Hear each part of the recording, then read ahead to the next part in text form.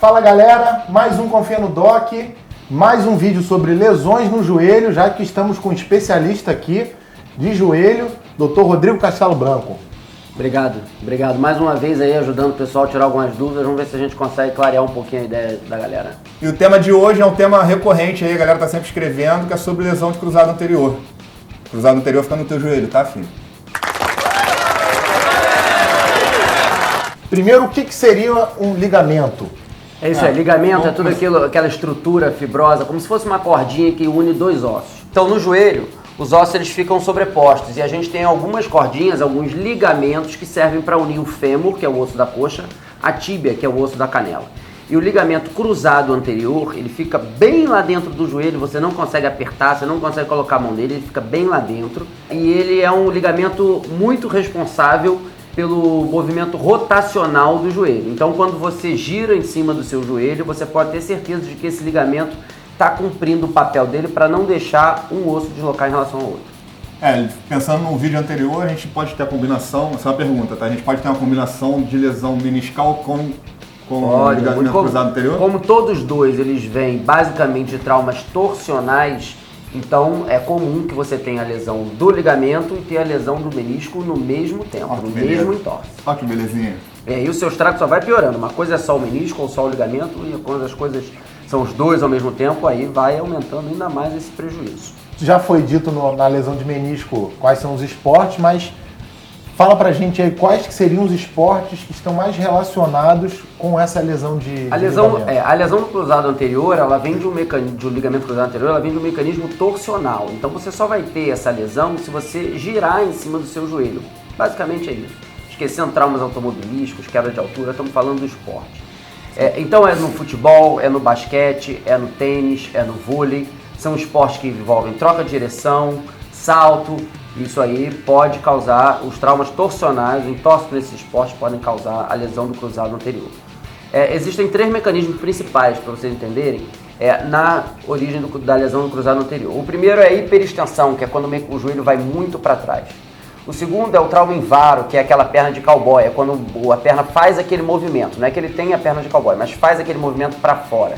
E o mais comum é justamente o contrário, é quando o joelho vem para dentro e faz o que a gente chama de valgo com rotação externa e flexão.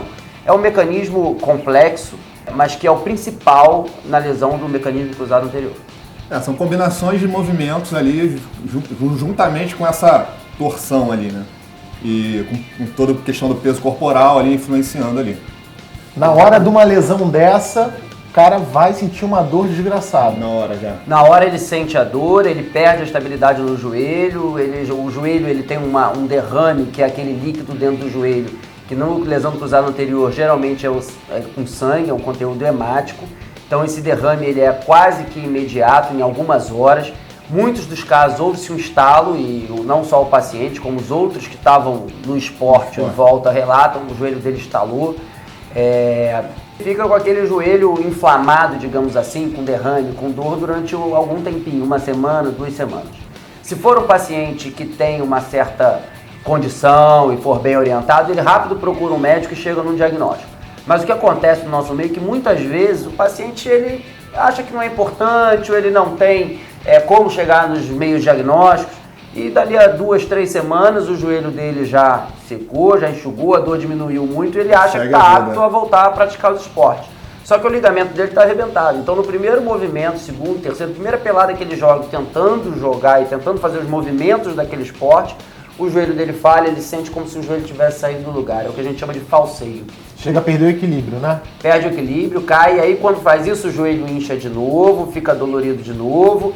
E cada falseio desse tem risco de acrescentar uma nova lesão ao joelho. Então pode ter lesão dos meniscos, pode ter lesão de outro ligamento e pode ter lesão da cartilagem, que é aquela estrutura que reveste o osso. A galera não entende às vezes que é uma questão estrutural. Aí ele vai pra academia e vai, não, meu joelho tá meio esquisito, vou fazer um fortalecimento rapidinho aqui da musculatura em volta, e acha que aquela hipertrofia, faz que ele tenha uma hipertrofia, ele acha que aquilo vai dar conta dessa lesão. Na verdade, se tem a musculação vai até ajudar, e o fortalecimento em si da musculatura em torno do joelho vai ajudar. Mas não vai ter jeito, filho. O primeiro futebol que você jogar, vai sentir de novo. Vai. Tem alguns pacientes que eles têm instabilidade, ou seja, sente o joelho falhar mesmo no dia a dia. São raros, são poucos. E tem alguns que não tem nem para jogar bola, mas também são poucos. Não fique pensando que você vai ser um super-herói. Procure sempre fazer o diagnóstico correto e ter uma avaliação correta se o tratamento ele é conservador, não operatório, ou se esse tratamento necessita de cirurgia. Vai depender da sua demanda, vai depender do seu joelho, da sua idade, etc. Uma série de fatores. E quanto mais tempo esse ligamento ficar rompido, maior a chance de fibrosar, de dar um problema mais sério. Como é que funciona isso? Fora as outras lesões, no próprio ligamento. A gente sabe que com a lesão do ligamento, a gente tem uma chance maior do joelho desenvolver artrose, que é um desgaste da articulação, como se o seu joelho ficasse enferrujado. Então, a ausência desse ligamento, com o passar dos anos, pode ir desenvolvendo uma artrose. Por isso que a gente, dependendo do caso, a gente visa a reconstrução, para tentar manter mais parecido possível o funcionamento do joelho com o de um joelho normal. Mas, Rodrigo, me fala uma coisa. O paciente, depois que faz a cirurgia, ele volta a ter 100% o joelho como antes? Volta a praticar as atividades normalmente ou ele passa a ter alguma restrição, alguma diferença, alguma dificuldade? Hoje em dia, com as técnicas que a gente tem para cirurgia de reconstrução desse ligamento, o retorno às atividades ele acontece de maneira natural. É lógico que exige um período de reabilitação, de fisioterapia, um período de fortalecimento muscular, de recondicionamento físico, de readequação do gesto esportivo, que também é muito importante para prevenir novas lesões. E depois disso ele volta a praticar suas atividades. A gente tem aí uma porção de lutadores, de jogadores de futebol, vôlei, basquete, que já foram submetidos à cirurgia do ligamento cruzado anterior e voltaram às suas atividades esportivas normalmente. Só deixar claro que a gente está falando da lesão do cruzado ou cruzado com menisco. Quando envolve o ligamento cruzado anterior e outros ligamentos do joelho, a gente tem um quadro mais grave.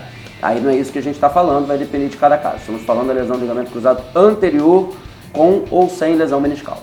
Ou seja, não há receita de bolo, doença não lê livro, portanto você tem que ter o seu caso avaliado por um especialista. Ele estudou para isso, ele não botou no Google lá e baixou o diploma dele, tá? Ele estudou o caso, ele sabe o que ele está falando, entendeu? Então assim, não confunda o Dr. Google com um especialista, você tem que buscar um especialista. Joelho é importante. E você só dá valor a ele depois que você sente falta dele funcionando 100%. É isso aí. Então, Rodrigo, como é que o caboclo vai saber de verdade que ele está com a lesão de cruzado anterior? Pois é, o diagnóstico da lesão no cruzado anterior é feito por um ortopedista, de preferência um especialista em joelho, em cirurgia do joelho. Esse diagnóstico ele é feito com base nas informações que o paciente passa para ele, de como foi o entorse, de como o joelho dele respondeu depois do entorse, o que ele vem sentindo no joelho. E isso passa muito pelo exame físico. O exame físico é fundamental, nós temos testes que identificam a lesão desse ligamento cruzado. Com isso aí a gente já fecha 90%, diria assim, do diagnóstico. E aí a gente, através do exame de imagem, e o mais solicitado, o que mais ajuda a gente é a ressonância magnética mesmo, ele vem confirmar aquilo que a gente viu no exame físico, aquilo que nos foi relatado na história. Então é importantíssimo que a ressonância magnética tenha correlação com o exame físico e com a história, porque a ressonância magnética sozinha não tem valor. É preciso que você seja avaliado, que seu exame físico seja feito para saber o seu diagnóstico e saber melhor ainda o que se deve fazer a partir dali. Exatamente, por isso que o nome do exame é exame complementar. Ele complementa a avaliação do especialista e da história que é relatada, entendeu? Tem muita gente, amigo, que me manda, dá uma olhadinha, me manda pelo WhatsApp o laudo da ressonância magnética, dá uma olhadinha, o que você acha? Não dá para achar nada. Às vezes você acha uma coisinha ou outra, mas não dá para ter nenhuma resposta concreta do que é e do que deve ser feito de fato. Então, sem a imagem, né? Sem a imagem, né? Então você que pega todos esses exames e pega lá o laudo que sai no final, você olha a imagem, você não entende porra nenhuma, a verdade é essa, mas tem o laudo do especialista lá que fez o exame. E aí você lê o laudo, e aí você olha assim, não, tô com problema aqui. Ó, o especialista tá falando que quando ele vê, ele também não entende nada. Por quê? Tem toda uma situação de interpretação e outras ferramentas que vão entrar além da ressonância. Até porque no laudo que você pega do teu tio e da tua tia e manda para os outros pelo WhatsApp, tá escrito correlacionar com as queixas clínicas, né? Então assim, tem que ligar a imagem com o que está escrito com a história e com sua prática diária de exercício, dores, como que aconteceu. Só a imagem não quer dizer nada. É ou não é? É isso aí. É isso aí. Mas, Rodrigo, fala um pouquinho pro povo de casa, quais os caminhos aí da da tua vida aí dentro da tua profissão. Por que hoje você é especialista em joelho? Bom, a gente chega, o especialista em joelho, obrigatoriamente ele é um ortopedista, então acabando a faculdade de medicina, que são 6 anos, a gente faz 3 anos em ortopedia e traumatologia e depois faz mais um ano em cirurgia do joelho. E aí você completa 10 anos de formação para poder se dizer especialista de joelho. Mas você faz parte de quais sociedades dessa questão toda aí de ortopedia, de joelho? Bom, eu sou membro da Sociedade de Ortopedia e Traumatologia, sou membro da Sociedade Brasileira de Cirurgia do Joelho e membro da Sociedade Brasileira de Artroscopia e Traumatologia do Esporte também. Ou seja, você querendo entrar no Google. Pra quê? Né? Pra quê, né? Então você aí, que tá com o teu joelhinho bambo, tá sentindo dor, não consegue mais jogar aquela pelada no final de semana, você virou gandula ou juiz, ó, clica aqui, embaixo vai aparecer o endereço do site do Dr. Rodrigo Castelo Branco, especialista em joelho, e lá você vai poder ter outras informações e acompanhar a rotina dele no Instagram, saber mais detalhes sobre a carreira dele, sobre currículos, contatos e etc. Agora tá com você, meu filho. Ou tu cuida desse joelho, ou teu destino é tá raso, tá fundo. Então, galera, a gente vai ficando por aqui, mas antes de terminar, agradecer o Rodrigo. Beleza? Obrigado. Satisfação em ter você. Sempre que precisarem eu tô aí. As portas Prazer estão vir sempre aqui. abertas. Beleza? Então, animalzinho, tá com dúvida? A gente tira, confia no Doc.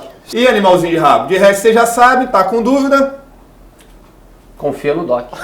Não, É que eu falei duas, na verdade. porra, tá com dúvida, a Era gente só tira. tá com dúvida, não. Você falou tá com dúvida, eu falei confia no Doc. Então, moleque, tá com dúvida? Então, animalzinho, tá com dúvida? A gente... Tô dormindo aqui. Falou de joelho pra Vai. caralho. Então, Rodrigo, como é que o caboclo vai saber de verdade que ele tá com... E a dúvida de hoje é muito... Dúvida, não é dúvida. O tema, Tema. né?